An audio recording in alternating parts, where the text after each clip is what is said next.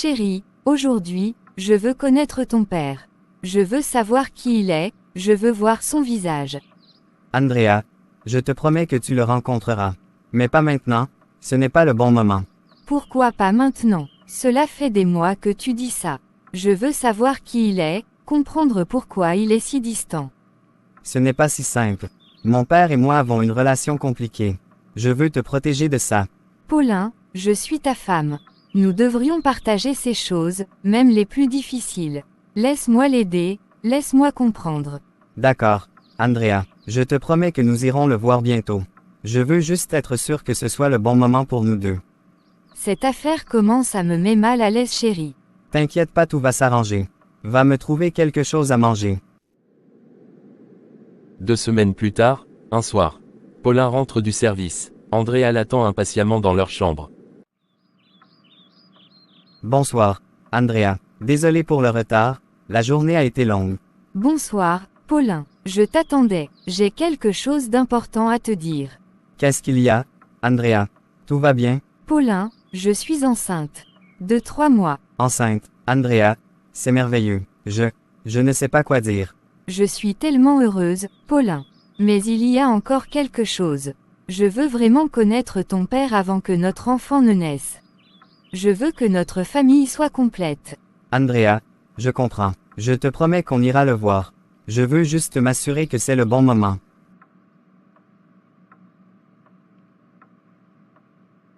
Le bon moment, c'est maintenant, Paulin. Pour nous, pour notre enfant. Nous devons le faire. D'accord, Andrea, on ira le voir bientôt. Je te le promets. 9 mois plus tard, après la naissance de leur fille, une belle soirée à la maison. Paulin et Andrea sont heureux et détendus. Soudain, un policier frappe à la porte. Chérie, regarde comment elle est belle, elle me ressemble beaucoup. Pas seulement toi. Elle nous ressemble beaucoup, elle a pris mon nez et mes oreilles. Bonsoir, officier. Puis-je vous aider? Bonsoir, monsieur. Vous êtes Paulin Nestor. Oui, c'est moi. Que se passe-t-il? Vous êtes en état d'arrestation pour vol. Vous devez nous suivre au commissariat. Moi? Du vol? Quoi? Il vient juste de devenir père. Il ne peut pas être arrêté maintenant. Mon mari n'est pas une voleur. Officier, s'il vous plaît, comprenez. Je viens d'avoir une fille. Ne m'arrêtez pas maintenant. En plus, je n'ai jamais volé de ma vie. Je ne sais pas de quoi vous parlez. Je suis désolé, monsieur, mais je dois faire mon devoir. Vous avez le droit de garder le silence. Tout ce que vous direz pourra être retenu contre vous. La policière menotte Paulin et l'emmène. Andrea est dévastée et tente de retenir ses larmes. Paulin, je vais trouver un moyen de te sortir de là. Je te le promets. Prends soin de notre fille, Andrea. Je t'aime, je suis innocent, et je serai bientôt de retour pour vous mes chéris. Andrea regarde la voiture de police s'éloigner. Elle se sent seule et accablée par les événements. Quelques jours passent, et Andrea se retrouve de plus en plus inquiète et troublée. Elle parle de la situation uniquement à quelques amis proches de Paulin. Andrea, toi ici à cette heure-ci. Qu'est-ce qui se passe? Paulin a été arrêté. Ils disent qu'il a fait un détournement de fonds. Je ne sais pas quoi faire. Mon Dieu, Paulin a fait quoi? Je ne crois pas. Non, non, non, ok. Calme-toi, on va t'aider. Andrea entre, et Paulin appelle Augusto. Ils s'assoient tous les trois dans le salon. Martin, que se passe-t-il? Pourquoi cet appel urgent? Andrea, raconte-lui ce qui s'est passé. Paulin a été arrêté ce soir. Ils disent qu'il est accusé de détournement d'argent, une grosse somme. Il n'a rien fait de tout ça, je le sais. Nous devons l'aider. C'est vraiment une affaire complexe. Martin, viens, nous devons en discuter en privé. Martin et Augusto s'éloignent pour discuter tête à tête. Que penses-tu de tout ça, Augusto? C'est une affaire d'État, Martin. Si Paulin est accusé de détournement d'argent, ça implique des enquêtes à haut niveau. Nous risquons gros en nous mêlant de cela. Mais c'est notre ami, on ne peut pas l'abandonner. Je comprends, mais je ne peux pas m'engager dans une affaire policière de cette ampleur. C'est trop risqué. Martin et Augusto reviennent vers Andrea. Andrea, nous avons discuté. Nous allons nous rendre au commissariat pour mieux comprendre la situation. Nous ferons de notre mieux pour aider Paulin. Merci, Martin. Merci, Augusto. Je suis prête à tout pour le faire libérer. Andrea, rentre chez toi pour le moment. Nous allons bientôt arriver au commissariat et essayer de tirer les choses au clair. Nous te tiendrons informé dès que possible. D'accord. Merci beaucoup. Andrea quitte la maison, et Martin et Augusto se préparent à aller au commissariat. 3 jours plus tard, Martin et Augusto arrivent au commissariat, déterminés à aider Paulin. Bonjour monsieur l'inspecteur. Sommes là pour parler de l'affaire de Paulin Nestor. Nous voulons comprendre la situation. Nous avons fait tout ce que nous pouvions. Les preuves contre lui sont accablantes. Paulin sera transféré au grand camp demain.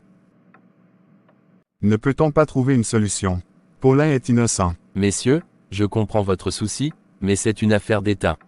Les décisions sont prises à un niveau supérieur. Il n'y a rien de plus que nous puissions faire ici. Le soir où Andrea apprend que Paulin sera transféré, elle décide de préparer un repas spécial pour lui. Elle rassemble tout ce qu'elle peut trouver pour faire un repas réconfortant. Puis, avec leur enfant, elle se rend à la prison.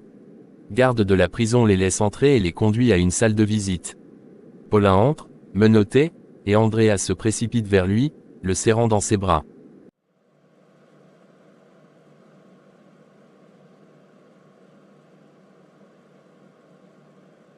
Paulin, j'ai appris la nouvelle. J'ai préparé un repas pour toi. Je voulais que nous passions cette dernière nuit ensemble. Merci, Andrea. C'est tellement difficile de te voir ici, mais je suis heureux que nous soyons ensemble ce soir. Ils s'assoient tous les trois, Andrea, Paulin et leur bébé, autour de la petite table. Andrea sort la nourriture qu'elle a préparée et la partage avec Paulin. J'ai fait de mon mieux avec ce que j'avais. J'espère que ça te plaira. Tout ce que tu fais est parfait. Merci, Andrea. Ils mangent en silence pendant quelques instants, savourant chaque seconde ensemble. Puis, ils commencent à parler, partageant leurs pensées et leurs sentiments. Paulin, je veux que tu saches que je ferai tout pour te faire sortir de là. Je ne laisserai pas notre famille se détruire. Andrea, je suis désolé de te faire subir tout ça. Mais je te promets que je n'ai rien fait de mal. Nous devons rester forts, pour notre fille. Nous le serons. Nous surmonterons cette épreuve, ensemble. Je te le promets. Elle tend leur bébé à Paulin, qui le prend avec précaution, les larmes aux yeux. Je suis tellement désolé de ne pas pouvoir être là pour toi. Mais je reviendrai. Je te promets que je reviendrai. Nous t'attendrons, Paulin. Nous serons là, à t'attendre. Tout ce dont j'ai voulu dans ma vie, c'est de vivre avec ma famille. Et voilà l'occasion. Me voici très loin de mes responsabilités. Chérie, s'il te plaît, pardonne-moi de ne pas être là au bon moment pour prendre soin de vous. S'il faut, prie pour moi, pour que la vérité éclate le plus vite possible. Je vous aime beaucoup et surtout prends soin de notre belle-fille. Ne pleure pas mon amour, Dieu va bientôt exaucer à notre prière, et tu seras bientôt à la maison avec ta famille, calme-toi, ça va aller. Je ne connais pas l'identité de la personne qui m'a piégé de cette façon. Et je ne reconnais pas ce que j'ai fait de mal pour que la personne me punisse de telle manière. Mais, la personne qui m'a piégé vers ici, n'aura jamais la paix, une vie paisible. Il racontera beaucoup de difficultés et beaucoup de problèmes dans sa vie. Au plus ou au point. Il m'a fait subir. Ils passent la nuit à parler, à partager leurs souvenirs et à exprimer leurs sentiments les plus profonds. Ils pleurent ensemble, mais trouvent aussi du réconfort dans leur amour et leur foi. Un mois plus tard, après le transfert de Paulin, Andrea est seule avec leur bébé. Les temps sont durs, et elle commence à sentir le poids de la situation. Comment en sommes-nous arrivés là? Paulin, je ne peux plus supporter cette vie. Je n'ai plus d'argent, je ne peux même pas nourrir notre enfant correctement. Elle regarde autour d'elle, la maison semble vide et silencieuse. Les amis qui l'avaient soutenue au début ont peu à peu disparu, la laissant seule avec ses problèmes. Où sont passés tous ceux qui disaient qu'ils nous aideraient? Pourquoi suis-je seule maintenant? Dieu, aide-moi, je ne sais plus quoi faire. Andrea se met à genoux, tenant son bébé, et commence à prier avec ferveur. Seigneur, donne-moi la force de continuer. Montre-moi une voie, une solution. Je ne peux pas laisser notre fille souffrir. Paulin, où que tu sois, je t'aime et je ferai tout pour te ramener. Elle continue de pleurer, mais au fond d'elle, une détermination commence à naître. Elle sait qu'elle doit se battre pour sa famille, coûte que coûte. 2 jours après, un soir, Andrea est à la maison. Quelqu'un frappe à la porte. Andrea se lève pour ouvrir. Bonsoir monsieur, que puis-je faire pour vous? Bonsoir, je suis le père de ton mari, ton beau-père. Oh, entrez, je vous en prie. Asseyez-vous, je vais vous apporter de l'eau. Andrea fait entrer son beau-père et lui offre un verre d'eau. Il pose des sacs remplis de nourriture et de jouets. J'ai apporté du maïs, du riz et d'autres provisions pour toi et ta fille. J'ai aussi apporté des jouets pour la petite. Merci beaucoup, je suis tellement contente de vous rencontrer enfin. J'ai voulu vous voir depuis longtemps, mais Paulin disait que ce n'était jamais le bon moment. Ce n'est pas grave. Parfois, le timing n'est pas parfait. L'important, c'est que nous soyons ici maintenant. Oublions le passé et commençons une nouvelle vie. Merci, vraiment, cela signifie beaucoup pour moi. J'ai aussi appris que mon fils est dans la main des policiers. Oui, beau-père. Ils s'assoient et discutent longuement, partageant leurs histoires et se connaissant mieux. Après un moment, le beau-père se prépare à partir. Il est temps pour moi de partir. Merci pour ton accueil, Andrea. Merci à vous, votre visite nous a vraiment réconfortés. Beau-père fait une pause et regarde Andrea avec affection. Avant de partir, puis-je te demander une chose? Embrasse-moi, s'il te plaît. Andrea, touchée par la demande, embrasse son beau-père avec amour et gratitude. Pour elle, c'est un geste d'affection et de reconnaissance. Pour le beau-père, c'est un moment de connexion profonde. Merci, vraiment, prenez soin de vous. Toi aussi, Andrea, prends soin de ma petite fille et de toi-même. Nous resterons en contact. Le beau-père s'en va, laissant Andrea avec un sentiment de soulagement et de réconfort, sachant qu'elle a désormais un allié précieux. Tous les week-ends, le père de Paulin vient rendre visite à Andrea et à sa petite fille, apportant toujours des provisions. 2 mois passent ainsi. Un week-end, il vient et aborde un sujet délicat. Andrea, depuis que Paulin est en prison, je suis content de pouvoir vous aider chaque semaine. Mais j'ai une question importante à te poser. Oui, dites-moi. Depuis que Paulin est parti, est-ce que tu as pensé à sortir avec un autre homme? Non, jamais, je ne pourrais pas trahir Paulin comme ça. Je l'aime toujours et je compte rester fidèle à notre mariage. Ah, d'accord, je comprends. Mais, tu sais, je suis là pour toi si tu as besoin de quelqu'un. Nous pourrions envisager une relation plus profonde, si cela te convient. Non, ce n'est pas possible. Je ne pourrai jamais sortir avec mon beau-père. Ce serait une trahison envers Paulin et tout ce que nous avons construit ensemble. Ce n'est pas grave, Andrea. Je veux juste te montrer que tu n'es pas seul. Je suis ici pour t'aider, quoi qu'il arrive. Non, je ne peux pas accepter cela. Je resterai fidèle à Paulin, peu importe les difficultés. Très bien, Andrea, pense à cela. N'oublie pas que ton mari est condamné à 12 ans de prison.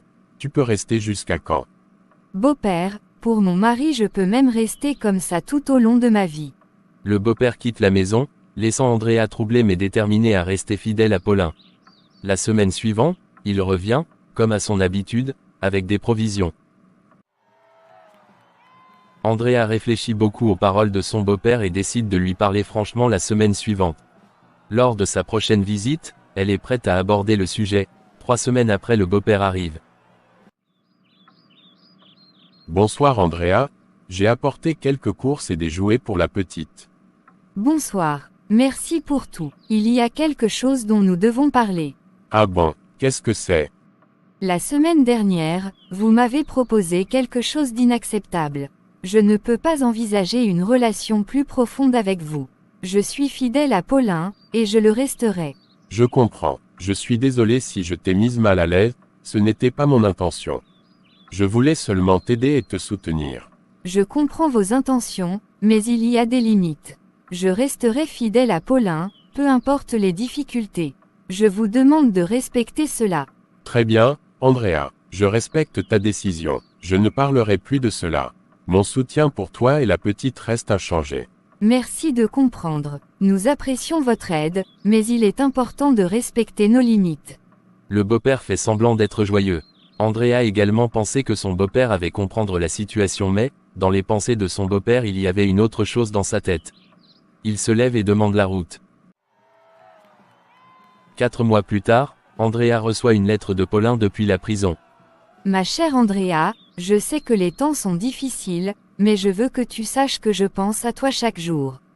Je suis désolée de te causer tant de peine. Reste forte pour notre famille. Nous surmonterons cette épreuve ensemble. Avec tout mon amour, Paulin.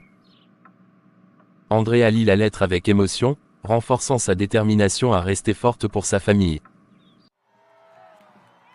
6 mois se passent sans que le beau-père ne vienne rendre visite. La situation devient de plus en plus difficile pour Andrea et sa fille. Les provisions sont épuisées et Andrea est en proie à des soucis constants. Elle se demande pourquoi son beau-père lui a demandé une telle chose et comment elle va pouvoir s'en sortir. À la fin du 7e mois, le beau-père revient enfin. Bonjour Andrea, cela fait longtemps. Bonjour. Oui, cela fait un moment. Pourquoi t'inquiètes-tu pour toi et ta fille, mais jamais pour moi? Je me précipite toujours pour vous aider, mais toi, tu ne fais que suivre ta propre tête. Qu'est-ce qui te manque? Je ne comprends pas. Pourquoi dites-vous cela? J'ai réfléchi à ce que nous avons dit.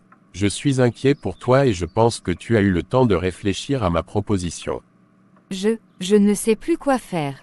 J'ai peur que si je n'accepte pas ce que vous proposez, ma fille et moi mourrons de faim. J'ai appelé tous nos amis, mais personne n'a répondu. Alors réfléchis bien. Je reviendrai le week-end prochain pour ta réponse finale. D'accord, je vais y réfléchir. Merci pour les provisions. Une semaine plus tard, le beau-père revient pour entendre la réponse d'Andrea.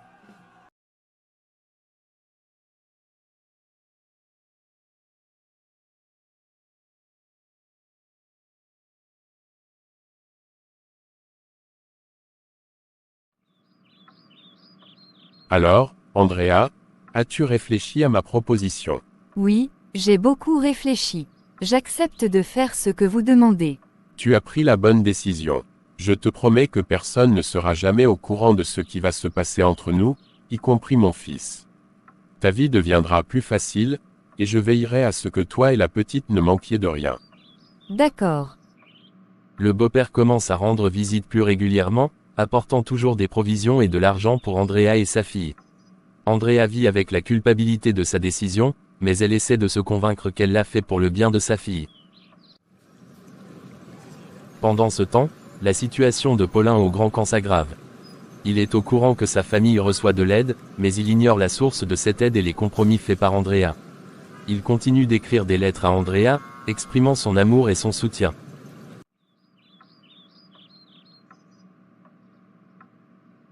Depuis le jour où le beau-père a passé la nuit avec Andrea, cela devient une habitude.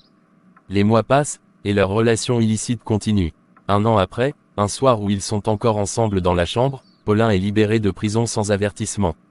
Paulin décide de faire une surprise à sa famille. Il ne les appelle pas et arrive directement à la maison. Il ouvre la porte, s'attendant à une joyeuse réunion. Paulin, entrant doucement. Andrea, je suis rentré. Il se dirige vers la chambre, entendant des bruits inhabituels. Lorsqu'il ouvre la porte, il est choqué de voir Andrea et son père ensemble. Paulin, étonné et furieux. Andrea, papa, vous. Andrea et le beau-père se redressent brusquement, pris au dépourvu. Andrea est pâle de terreur. Chérie, je ne savais pas que tu rentrais aujourd'hui. Mon fils, écoute-moi. Comment avez-vous pu, Andrea? Je t'aimais, je te faisais confiance. Papa, comment as-tu pu me faire ça? Andrea, en larmes, ne sait plus quoi dire. Paulin, furieux et blessé, quitte la maison sans un mot de plus. Paulin marche sans but, le cœur brisé par ce qu'il vient de découvrir. Il essaie de comprendre comment sa vie a pu basculer ainsi. Après quelques heures, il trouve refuge chez un ami proche, Martin. Beau-père, honteux, essaie de parler à Andrea. Andrea, je suis désolé. C'était une erreur terrible. Nous devons trouver un moyen de réparer cela. Réparer. Comment réparer ce qui est irréparable? Paulin ne me pardonnera jamais. De toute façon, j'ai eu ce que je voulais. Quoi que veux-tu dire par là, que tu as eu ce que tu voulais, après avoir détruit mon foyer? Oui, j'ai eu ce que je voulais parce que mon fils m'avait désobéi. Je l'ai nourri, grandir et quand le moment est venu de prendre la tête de mes entreprises, il a refusé de rejoindre mon entreprise. Et il ne fait qu'à sa tête, tout ce que je lui dis de faire il ne fait que le contraire, raison pour laquelle je l'ai piégé, le mets en prison, pour pouvoir avoir accès à toi, après la faire libérer et c'est ce que j'ai fait. Tu es méchant, tu ne mérites même pas le titre de père, tu ne comprends même pas la signification du mot père, à cause d'une petite mésentente tu as détruit nos vies. L'histoire présente plusieurs leçons importantes. Fidélité et loyauté. La trahison de la confiance peut avoir des conséquences dévastatrices pour toutes les personnes impliquées. Il est essentiel de rester fidèle et loyal envers ses proches. Conséquences des actions. Les choix que nous faisons, même sous pression, ont des conséquences. Il est crucial de réfléchir aux implications à long terme de nos décisions. Importance de la communication. Si Andrea et Paulin avaient eu une communication plus ouverte et honnête, certains des malentendus et des problèmes auraient pu être évités. Pression et moralité. Céder à la pression pour des solutions à court terme, comme l'a fait Andrea, peut mener à des situations moralement et émotionnellement destructrices. Recherche de soutien approprié. Au lieu de s'appuyer sur des relations inappropriées, cherchez l'aide de sources légitimes et appropriées. Amis, famille éloignée, association, est une meilleure stratégie pour surmonter les défis. Rédemption et pardon. Même après des erreurs graves, il est possible de chercher la rédemption et le pardon, bien que cela puisse être un chemin long et difficile. Ces conseils mettent en lumière l'importance des valeurs morales, de la communication et des choix éthiques dans nos vies quotidiennes. Okay, let's go.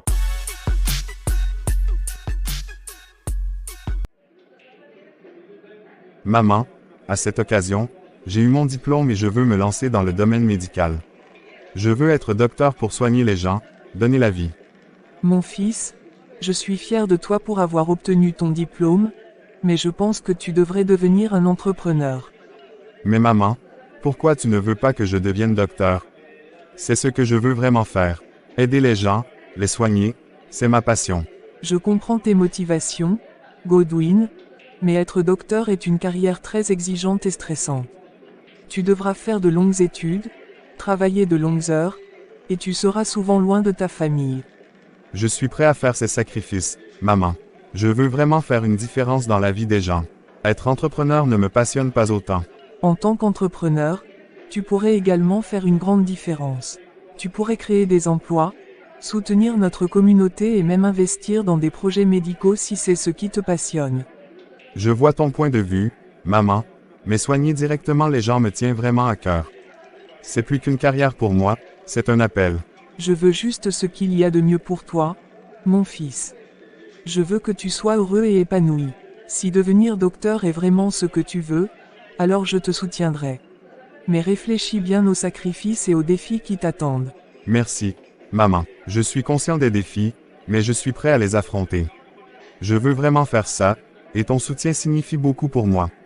Alors je te soutiendrai, Godwin. Suis ton cœur et fais ce qui te rendra heureux. Le lendemain matin, Godwin se prépare pour commencer sa journée. Sa mère le retrouve au salon. Godwin, tu es prêt à partir. Qu'as-tu décidé finalement? Tu veux changer d'avis? Non, maman, je ne veux pas changer ma décision. J'ai réfléchi et je suis sûr de mon choix.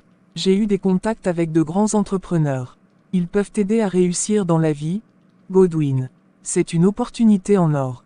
Maman, je t'ai dit hier que ma décision était prise. Pourquoi tu reviens encore sur cette histoire? Je ne veux que ton bien, mon fils. Cette opportunité pourrait t'ouvrir des portes en Europe. Tu pourrais avoir un avenir brillant là-bas. On n'a qu'à commencer les préparatifs. Je comprends que tu veux le meilleur pour moi, mais ça me met en colère que tu insistes. J'ai pris ma décision et je souhaite que tu respectes mon choix. Godwin, je veux juste te voir heureux et épanoui. Réfléchis bien à ce que je te propose. J'y ai déjà réfléchi, maman. Je suis déterminé à suivre mon propre chemin. Pourquoi insistes-tu toujours? Parce que je ne veux pas que tu fasses une erreur, Godwin. Le débat est clos maintenant. Je vais appeler un entrepreneur qui va te montrer comment les choses se passent et te donner des raisons positives pour te motiver à t'engager dans l'entrepreneuriat. Maman. C'est lui qui a payé ton traitement quand tu étais malade, Godwin. Ce n'est pas le moment de lui tourner le dos. Ce n'est pas le moment de choisir le mauvais chemin. Godwin reste silencieux, conscient qu'il ne peut pas gronder sa mère ni lui tenir tête. Finalement, il accepte, bien qu'involontairement. D'accord, maman. J'accepte de parler à cet entrepreneur. Merci, Godwin. Je veux juste ce qu'il y a de mieux pour toi. Les deux se séparent, Adeline soulagée, et Godwin, bien que contrarié, résigné à suivre les conseils de sa mère. Le soir, à la maison, quand Godwin rentre, il voit un homme avec sa mère dans le salon. Il le salue poliment. Godwin, je te présente Jérôme. C'est un expert en entrepreneuriat et il va discuter avec toi ce soir. Je vous laisse parler. Adeline quitte le salon, laissant Godwin et Jérôme discuter.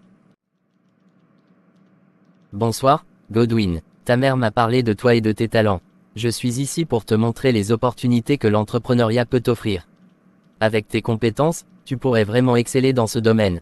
Bonjour, Monsieur Jérôme. Ma mère insiste beaucoup là-dessus.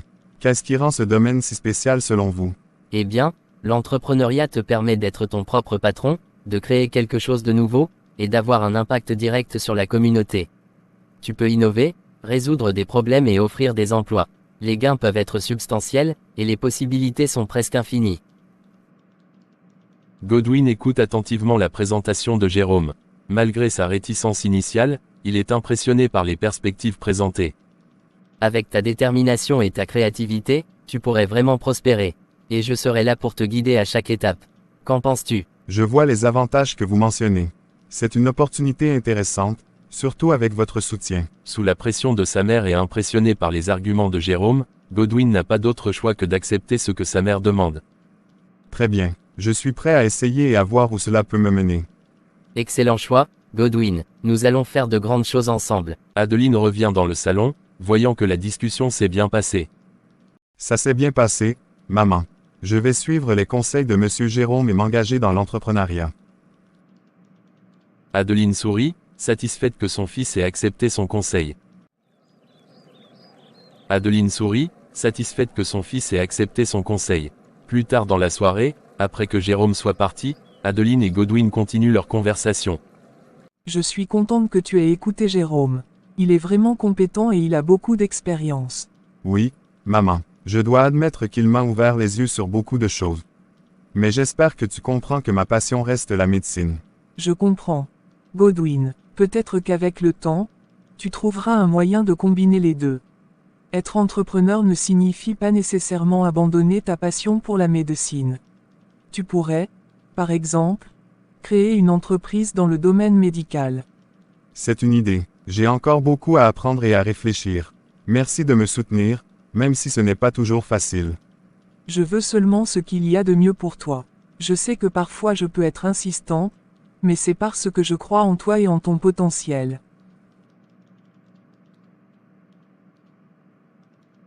Je sais, maman. Merci pour tout. Ils passent le reste de la soirée ensemble, discutant de leurs espoirs et de leurs plans pour l'avenir. Malgré les tensions, ils se rapprochent et comprennent mieux les motivations de chacun. Godwin se couche ce soir-là avec un mélange d'appréhension et d'excitation pour ce qui l'attend. Une semaine plus tard, Godwin et Jérôme se retrouvent sur un chantier. Godwin est curieux de voir comment les choses se déroulent dans le monde de l'entrepreneuriat. Jérôme l'accueille avec enthousiasme. Bienvenue, Godwin. Aujourd'hui, je vais te montrer comment un chantier fonctionne et comment nous gérons nos projets de construction. C'est un excellent exemple de ce que signifie être un entrepreneur. Merci, Jérôme. Je suis impatient d'apprendre. Commençons par la planification. Chaque projet commence par une idée, mais pour que cette idée devienne réalité, il faut beaucoup de planification et de coordination. Voici les plans architecturaux et les calendriers de travail. Tout doit être précis pour éviter les retards et les surcoûts. Ils se déplacent vers une grande table sur laquelle sont étalés des plans détaillés. Ensuite, il y a la gestion des ressources.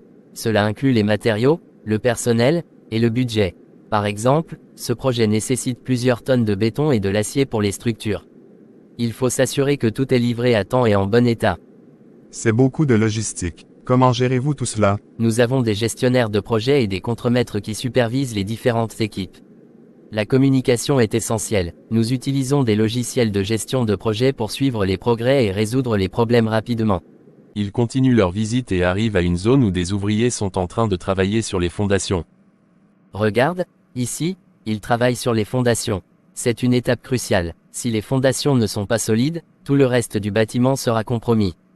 Chaque détail compte, et c'est là que ton attention et ta rigueur en tant que médecin pourraient aussi être précieuses dans ce domaine. Je vois. C'est un travail de précision et de coordination. Exactement. Et en tant qu'entrepreneur, tu apprends à jongler avec ses responsabilités tout en prenant des décisions stratégiques pour faire avancer le projet. Parfois, cela signifie prendre des risques calculés, mais c'est ce qui rend ce métier passionnant. Merci, Jérôme. Cette visite m'a vraiment ouvert les yeux sur le monde de l'entrepreneuriat. Je comprends mieux pourquoi ma mère pense que ce serait une bonne voie pour moi.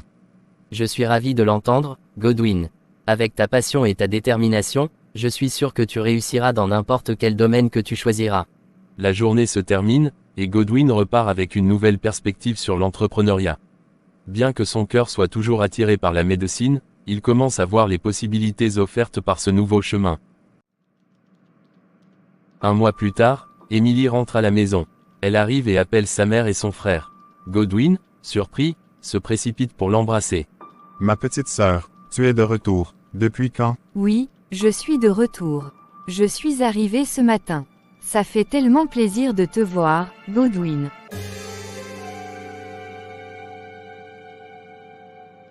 Ils s'assoient au salon pour discuter. Alors, raconte-moi tout. Comment vont les affaires ici? Oh, beaucoup de choses ont changé depuis ton départ. J'ai décidé de suivre les conseils de maman et de m'engager dans l'entrepreneuriat. J'ai passé beaucoup de temps avec Jérôme sur le chantier, apprenant les ficelles du métier. C'est génial, je suis fière de toi. Et comment te sens-tu à propos de tout ça? Pour être honnête, au début, j'étais réticent. Mon cœur penche toujours vers la médecine, mais avec le temps, j'ai commencé à voir les opportunités que l'entrepreneuriat peut offrir. Jérôme est un excellent mentor, et je commence à apprécier ce nouveau chemin. Et ta passion pour la médecine? Tu as pu t'y engager un peu? C'est là que ça se complique. Maman m'a pratiquement obligé à m'engager dans l'entrepreneuriat. Elle a insisté tellement fort que je n'ai pas vraiment eu le choix. J'étais frustré au début, mais j'essaie de faire de mon mieux avec cette nouvelle direction. Je vois, maman peut être très persuasive. Je suis désolée que tu n'aies pas pu suivre ta passion comme tu le voulais. Merci, Émilie. Ça fait du bien de parler avec toi. J'essaie de trouver un équilibre et peut-être qu'un jour, je pourrai combiner les deux. C'est une bonne idée. L'important est de ne pas abandonner ce qui te tient à cœur. Peut-être que l'entrepreneuriat te mènera à des opportunités dans le domaine médical. Tu as raison. Et toi, comment ça se passe au Canada? Oh, c'est une expérience incroyable. Les affaires vont bien, la ville est magnifique, et j'ai rencontré des gens formidables. C'est un tout autre monde là-bas, mais j'aime vraiment ce que je fais. Ça me fait plaisir de savoir que tout se passe bien pour toi. Tu nous as manqué ici. Vous aussi, vous m'avez manqué. C'est bon d'être à la maison. Ils continuent à discuter, partageant des histoires et des rires, heureux d'être réunis à nouveau. Le retour d'Emily apporte une nouvelle énergie à la maison, et Godwin trouve du réconfort et du soutien dans la présence de sa sœur. Le soir, Adeline rentre à la maison et retrouve sa fille Emily au salon. Très contente, elle s'approche de sa fille et l'embrasse. Ma fille, tu es déjà de retour. Comment vont les choses là-bas? Tout va bien, maman. J'ai terminé mes études et je vais commencer un travail bientôt. C'est merveilleux. Et dis-moi, as-tu déjà rencontré quelqu'un là-bas? Non, maman, je viens juste de terminer mes études. Je veux d'abord me concentrer sur mon travail avant de penser à une relation. En parlant de cela, j'ai déjà trouvé un homme pour toi ici. Je veux que tu le rencontres demain matin. Maman, s'il te plaît, ne me presse pas. Je ne suis pas encore prête pour tout ça. Ne t'inquiète pas, c'est juste une rencontre pour faire connaissance. Tu peux décider ensuite si tu veux le revoir ou non. D'accord, maman, je vais le rencontrer, mais je veux prendre mon temps. Très bien, ma chérie. Sache seulement que c'est quelqu'un de bien, et je pense que vous pourriez bien vous entendre. Merci, maman, je rencontrerai cet homme, mais je prendrai ma décision à mon propre rythme. Je comprends, je veux juste ce qu'il y a de mieux pour toi. Elles continuent à discuter et passent une soirée agréable ensemble, partageant des nouvelles et des rires. Emily, bien que réticente, accepte de rencontrer l'homme que sa mère lui a présenté, tout en gardant à l'esprit qu'elle souhaite d'abord se concentrer sur sa carrière. Le soir, avant de se coucher, Adeline est dans sa chambre, rayonnante de joie. Elle repense à la conversation avec Emily et se réjouit de la perspective de la rencontre à venir. Je suis tellement contente qu'Emily ait accepté de rencontrer le fils du ministre. J'ai fait tout mon possible pour que cette union se réalise. Si tout se passe bien, cela pourrait vraiment ouvrir de nouvelles portes pour nous. Adeline s'assoit sur son lit, son esprit plein de projets. Grâce à cette connexion, je pourrais finalement me lancer dans le domaine politique. Avec le soutien du père de mon gendre et du ministre, obtenir le poste de maire deviendrait une possibilité réelle.